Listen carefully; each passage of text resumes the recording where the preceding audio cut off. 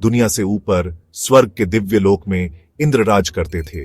देवताओं के राजा इंद्र अकल्पनीय वैभव के बीच रहते थे। उनके आसपास सुंदर अप्सराएं थीं जो अपनी कला से उनका मनोरंजन करती थीं। उनका दरबार दिव्य प्राणियों से जगमगाता था और हवा में संगीत और हंसी गूंजती थी। फिर भी अपने ऊंचे पद के बावजूद इंद्र की पूजा मनुष्यों द्वारा नहीं की जाती थी। ऐसा इसलिए था क्योंकि इंद्र इच्छाओं से प्रेरित थे, ठीक उसी तरह जैसे वे मनुष्यों पर शासन करते थे। इंद्र का हृदय, जो अक्सर आनंद से भरा रहता था, प्रलोभन के प्रति भी संवेदनशील था। वे और अधिक के लिए तरसते थे, रोमांच और नए अनुभवों की तलाश में रहते थे। यह इच्छा, एक कमजोरी जिसने उन्हें भगवान से ज्यादा इंसान बना दिया, अंततः उनके पतन का कारण बनी। एक दिन इंद्र की नजर श्रद्धेय ऋषि गौतम की पत्नी अहिल्या पर पड़ी। अहिल्या अपनी सुंदरता और सद्गुण के लिए जानी जाती थी। उनकी चमक इंद्र के दरबार की अप्सराओं को भी मात देती थी। इंद्र उस पर मोहित हो गए और इच्छा से अंधे होकर उन्होंने उसे पाने की योजना बनाई। यह जानते हुए कि अहिल्या कभी भी अपने पति को धोखा नहीं देगी, इंद्र ने छल का सहारा लिया। उन्होंने ऋषि के रूप, रंग और आवाज की नकल करते हुए खुद को गौतम के रूप में प्रच्छन्न किया। अहिल्या, धोखे से अनजान, यह मानकर कि यह उसका पति घर लौट रहा है, उसका खुले हाथों से स्वागत किया। इंद्र ने अपने प्रच्छन्न रूप में स्थिति का फायदा उठाते हुए अपनी इच्छा पूरी की। हालांकि उनकी गुप्त मुलाकात एक राज नहीं रहने वाली थी। गौतम दिव्य दृष्टि से संपन्न इंद्र के भेष को पहचान गए और विश्वासघात के बारे में जान गए। अपने और अपने घर के अपमान से क्रोधित होकर गौतम ने इंद्र को शाप दिया। देवताओं का राजा, जिसने कभी सभी का सम्मान प्राप्त किया था, अब उसके शरीर पर 1000 फोड़े फूंसी हो गए थे। हर फोड़ा उसकी मूर्खता का प्रतीक, उसके पाप की निरंतर याद दिलाता रहेगा। गौतम, उनका क्रोध अभी भी जल रहा था। उन्होंने अहिल्या की ओर रुख किया। उसने उसे पत्थर बनने का श्राप दिया, उसकी सुंदरता और उसकी इंद्रियों को छीन लिया। अहिल्या ने अपराध बोध और शर्म से ग्रस्त होकर अपने भाग्य को स्वीकार कर लिया। वह इस पत्थर की अवस्था में रहेगी जब तक कि एक दिव्य प्राणी के स्पर्श से उसका उद्धार नहीं हो जाता।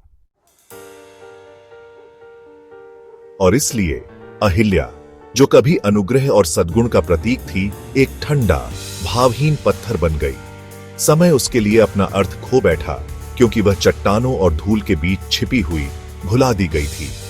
फिर भी अपनी पथरीली जेल की सीमाओं के भीतर अहिल्या की आत्मा बनी रही।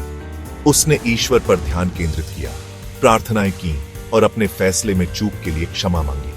उसकी तपस्या का भार बहुत अधिक था, लेकिन अहिल्या ने इसे दृढ़ता से सहन किया।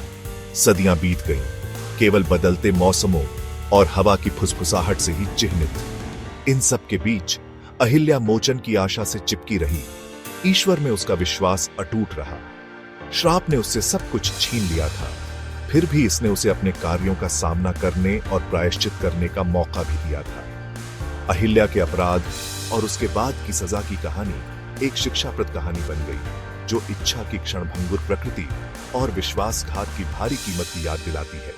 इसने एक सबक के रूप में काम किया कि सबसे शक्तिशाली भी कर्म के नियम से ऊपर नहीं है, और यह कि सच्चा मोचन अपनी गलतियों को स्वीकार करने और प्रायश्चित के लिए प्रयास करने में है।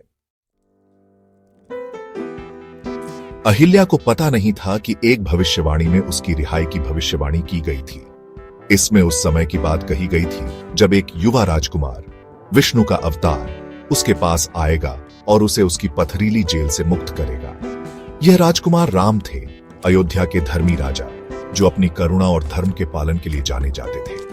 वनवास के दौरान राम का रास्ता उन्हें उसी स्थान पर ले गया जहां अहिल्या चट्टानों और पत्तों के बीच छिपी हुई थी। जैसे ही राम अदृश्य शक्तियों द्वारा निर्देशित पास आए, उनका पैर पत्थर से टकरा गया। उसी क्षण भविष्यवाणी पूरी हुई। अहिल्या राम के दिव्य स्पर्श से अपने श्राप से मुक्त हो गई। पत्थर टूट गया और अहिल्या अपनी पथरीली अवस्था से मुक्त होकर प्रकट हुई। उसकी सुंदरता और सद्गुण बहाल हो गए। अहिल्या की कहानी एक शक्तिशाली अनुस्मारक है कि भारी विपत्ति के सामने भी आशा और विश्वास मोचन का मार्ग प्रशस्त कर सकते हैं। यह दूसरों से और स्वयं से क्षमा की परिवर्तनकारी शक्ति को रेखांकित करता है।